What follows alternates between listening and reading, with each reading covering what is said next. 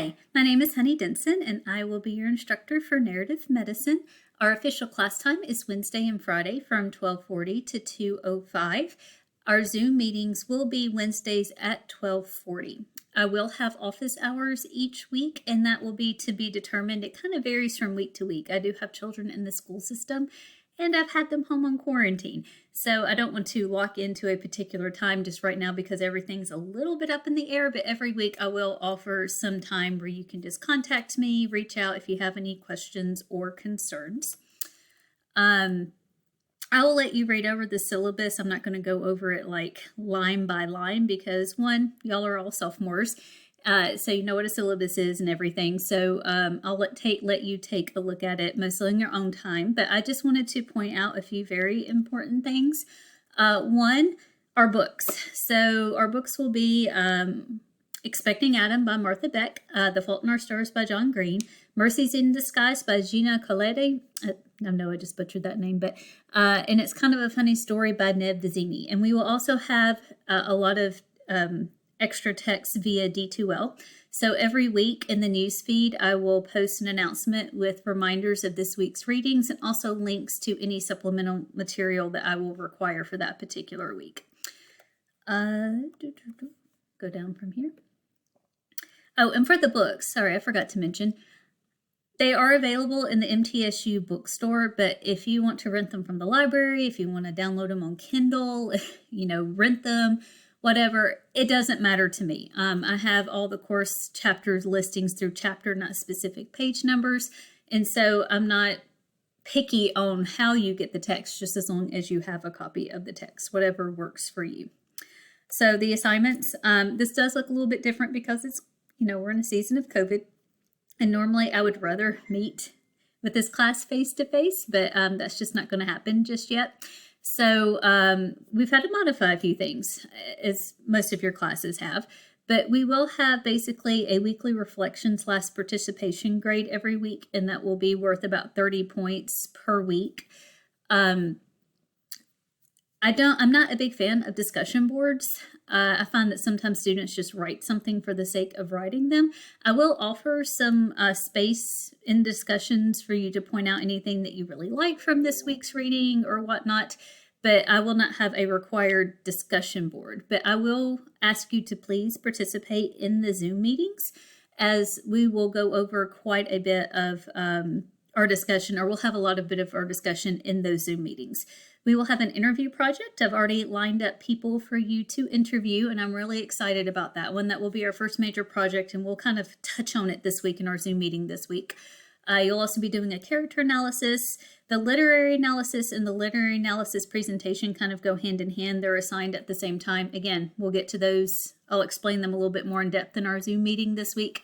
And then your final is mostly a reflection writing. I don't have a midterm, and that's just mostly because with the way our readings lie and when midterms would be, it's just not a good play. And I'm not a big fan of tests. Like, I'm not ever going to sit there and ask you a question like, what color was the character wearing in chapter 20 of A Fault in Our Stars? I'm not into questions like that.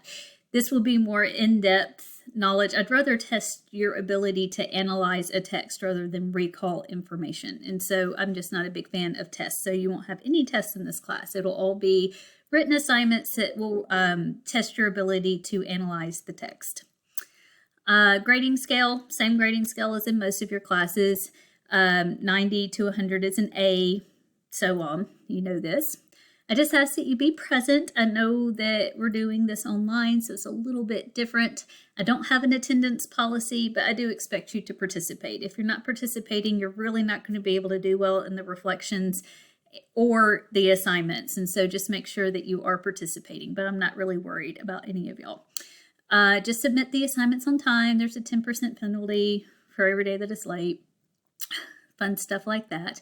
Now, if you do run into something, so let's say you get COVID or a family member gets sick and something has honestly preventing you from submitting your assignment, just let me know. I mean, 9 times out of 10, I will grant an extension. It's just that I need to know ahead of time. The problem comes is when students come to me 5 days later and say, oh, I had to work that night. Well, you could have shot me an email before you went into work. And so just make sure that if there is something that you need just a little bit more time on, just let me know ahead of time. And that would be fantastic. Again, demonstrate academic integrity, no plagiarizing. You'll know what plagiarizing is. Just don't do it. I'm really good at catching it. So that's not a challenge, by the way. I promise to be here for you. My instructor responsibilities. I'm here every day. You can contact me anytime. My contact info will be in D2L. You can call, text, email, however you need. The only thing I ask is that you keep it between the hours of 7 a.m. and 9 p.m. I do have children, so after 9, I'm usually trying to convince them to go to bed for their own good.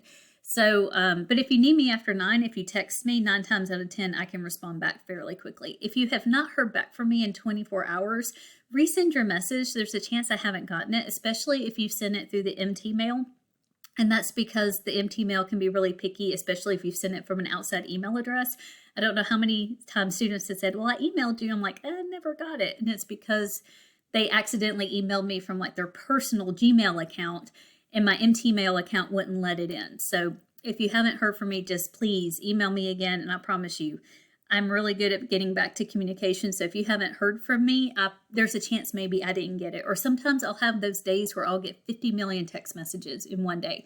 And sometimes I can overlook a student, and it's not intentional. So just make sure, just keep on with that.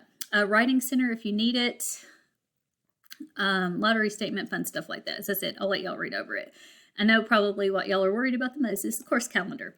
Now, I will say it is a very reading intensive course. And so we have a lot to cover, and actually our semester's shorter than it normally is. And so it's a little bit more condensed, but I'm hoping that if it just seems like it's overwhelming to you, just let me know. There's a lot that we can work with in this semester. But if you fall a little bit behind on the readings, it won't affect you too much. But just be very cognizant of each week's readings and the supplemental material, because they're all kind of wrapped in these reflections that are due each week. So I know a lot of you probably don't have your books yet, and so we don't have any reading from the books yet, and this stuff will be in D2L. So I have a few articles to read that kind of leads into our first book and also our interview project. So make sure you read over these links. And then, and one of them is actually a very short video, and you don't have to watch the whole thing. You can if you want to, because it's actually a very fascinating look. It actually talks a little bit about how the Holocaust started. Not a lot of people realize that the Holocaust actually started with the T4 program, which was the euthanasia of people with disabilities, and they started with children. And the propaganda that went into it and how Germany kind of allowed it. I mean, it's fascinating to take a look at that. So I only need you to watch from about the 14-minute mark to the 29-minute mark. But if you want to watch the whole thing, go for it, because I think it's a really interesting look at the Holocaust that not a lot of people are aware of. And it will tie into our book because our very first kind of, I won't call it a unit, but is taking a look at people with disabilities. And then more importantly, too, not more importantly, but also their caregivers. Because as family practitioners, there's probably, you might have some individuals with disabilities in your practice, whether major or mild disability, but you have a very, very good chance of being the physician of a caregiver. And so Expecting Adam is a book about a woman who finds out her unborn child has Down syndrome. And it's just how people have reacted to her, how the doctors reacted to her, and how that kind of affected her at the beginning of her journey as a parent of a child with a disability. And caregiver stress is a real thing. And that's actually, I've arranged for you to be able to interview mothers of children with Down syndrome. And we will also be having a guest speaker in a few weeks, Alicia Talbot, who is the director of the Down Syndrome Association of Middle Tennessee. And she's also a mom. And she's very open to always have questions asked and whatnot. So I think it's going to be a really fascinating first thing to explore, because there's a lot of research out there that shows that caregivers of special needs individuals, whether they're their children, their parents, siblings, the stress that they encounter is real, and the judgment that they encounter is real, and how that kind of weighs on them. And that's kind of the first topic we're going to be exploring. And then from there, we're going to hit, this is a little mini unit the week of February 5th. We're actually going to be talking about racial disparities in healthcare.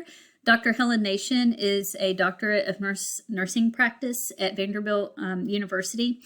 She also teaches for Vanderbilt University, and she is trained as a NICU nurse. And one of the greatest disparities that we see as far as racial inequity in healthcare is prenatal care. And so she's going to be discussing a little bit about prenatal care and especially how the African American community, developed a distrust of the medical system, and how that even plays into how a lot of people of color don't want to get the COVID vaccine, and kind of what Vanderbilt's seeing and her research is showing. And so she's a really good speaker, and I'm excited that y'all will get to hear from her. From that, we'll go into The Fault in Our Stars. We will, and then from The Fault in Our Stars, we'll have another mini week where I promise you, I did not plan this when I first made the course a few years ago, but we actually, starting last year, we talked about pandemics. I did not plan it, I promise, but we're actually going to take just a brief history, look at the history of pandemics and some different pandemics that have occurred in the world, specifically the 1918 flu pandemic, and also the sweating sickness that plagued Tudor times in England. So again, just kind of also comparing it to what's going on now. As I said, promise I didn't plan. I didn't realize we would be in the middle of a pandemic right now. It just kind of happened that way. From then we'll go into Mercies in Disguise, and I think y'all are going to really like this book. It's actually about a group of brothers, and several of them were in the medical field, and they discovered that they were genetic carriers for a disease that was very much like Alzheimer's meets Parkinson's disease. It's not either one of those. It's kind of a combination of the two. It was rare, fairly newly discovered, and it's autosomal dominant, which means that those who actually have the disease, their children have a 50-50 shot of getting it. And just kind of like, what do you do with that information? And it's kind of a funny story. It's an excellent book. It was written by Ned Vizzini, who suffered from depression, and it is about mental health. And so I think that that's going to be a really interesting book to discover, read through, especially as our nation is going through very much a mental health crisis. So that's our syllabus in a nutshell. If you have any questions or concerns, please do not hesitate to reach out. Our first Zoom meeting, the link is posted in the newsfeed in D2L. That will be Wednesday. I have them listed as 12:35. What will happen is at 12:30, I'll go ahead and pop on. And if you want to come in a little bit early, talk a little bit before class starts, I'll be glad to have you. But if you don't want to log in until 12:40, that's perfectly fine with me. I'm just letting you know that I'll be there just a few minutes early if you want to chat. But that's about it. I look forward to seeing y'all on Wednesday at 12:40, and I think this is going to be an excellent semester.